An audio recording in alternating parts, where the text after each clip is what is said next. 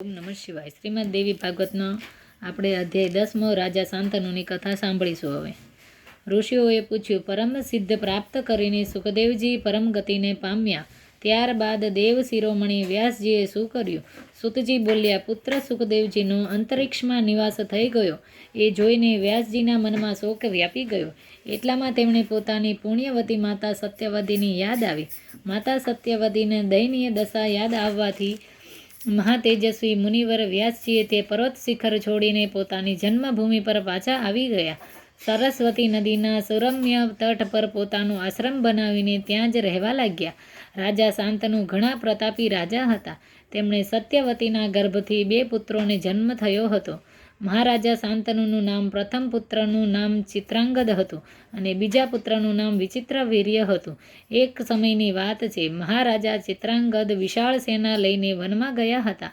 એ જ વખતે ચિત્રાંગદ નામના ગંધર્વ તેમને જોવા અને એક ઉત્તમ રથ પર બેસીને તે રાજાની સામે જ ભૂમિ પર આવ્યો.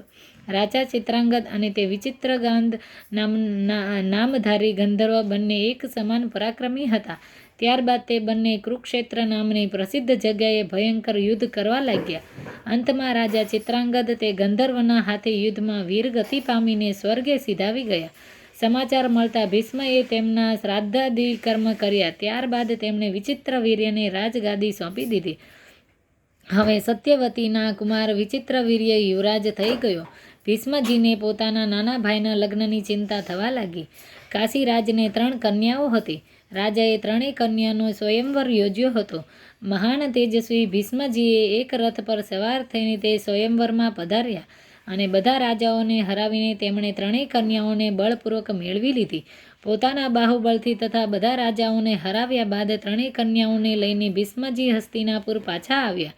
તેમણે 3 કન્યાઓ લાવીને તરત જ સત્યવતીને સોંપી દીધી અને જ્યોતિષ તથા વેદના જાણકાર વિદ્વાન બ્રાહ્મણોને બોલાવીને તેમને શુભ મુહૂર્ત જણાવવાની વિનંતી કરી. જ્યારે લગ્નની તમામ તૈયારીઓ થઈ ગઈ અને પોતાના નાના ભાઈ ધર્માત્મા વિચિત્રવીર્યના લગ્ન તે કન્યાઓ સાથે કરાવવા લાગ્યા, ત્યારે 3 કન્યાઓમાં જે અત્યંત સુંદર હતી તે મોટી કન્યાએ શરમાઈને ભીષ્મજીને કહ્યું, ધર્મજ્ઞ, હું તો મનોમન રાજા સાલ્વકને સ્વયંવરમાં જ વરી ચૂકી છું. સૂતજી બોલ્યા. આ પ્રમાણે તે કન્યાના કહેવાથી કુરુનંદન ભીષ્મજીએ કહ્યું, વરાનને તું સ્વેચ્છાપૂર્વક જઈ શકે છે. હવે ભીષ્મજીની વિદાય લઈને તે કન્યા સાલ્વકની પાસે ગઈ અને પોતાની ઈચ્છા રાજાની સમક્ષ પ્રગટ કરી. સાલ્વકે કહ્યું, સુંદરી, મારી સામે જ ભીષ્મએ તને પકડીને રથમાં બેસાડી હતી. જો કે તારા પ્રત્યે ભીષ્મની માતૃભાવના હતી, છતાં પણ તું તેની સાથે તો રહી જ ચૂકી છે, એટલે મારી સાથે તારા લગ્ન થવા અસંભવ છે. હવે સાલ્વકે ત્યાગ કરવાથી તે કન્યા રડતી રડતી ભીષ્મજીની પાસે આવી અને રડતા રડતા કહેવા લાગી, વીર, આપના દ્વારા ત્યજાયેલી માનીને સાલ્વકે મારો સ્વીકાર કર્યો નથી. મહાભાગ, મને તમારી દાસી બનાવી લો. ભીષ્મજી બોલ્યા, સુંદરી, તારા મનમાં કોઈ બીજો પુરુષ વસી ચૂક્યો છે, એટલે હું તારો કેવી રીતે સ્વીકાર કરી શકું? કલ્યાણી, હવે તું નચિંત થઈને તારા પિતાની પાસે ચાલી જા. જ્યારે સાલ્વકની જેમ જ ભીષ્મજીએ જવાબ આપ્યો ત્યારે કન્યા જંગલમાં જતી રહી. ત્યાં એક પરમ પવિત્ર નિર્જન સ્થળ હતું. ત્યાં રહીને જ તેણે તપસ્યા કરવા લાગી.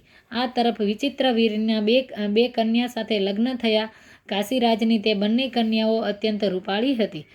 એકનું નામ અંબાલિકા અને બીજીનું નામ અંબિકા હતું. 9 વર્ષ સુધી મહારાજ વિચિત્રવીર્ય તે બંને સાથે સંસાર સુખ ભોગવતા રહ્યા. ત્યારબાદ વિચિત્રવીર્યને ક્ષય રોગ લાગુ પડ્યો અને તે સ્વર્ગે સિધાવી ગયા.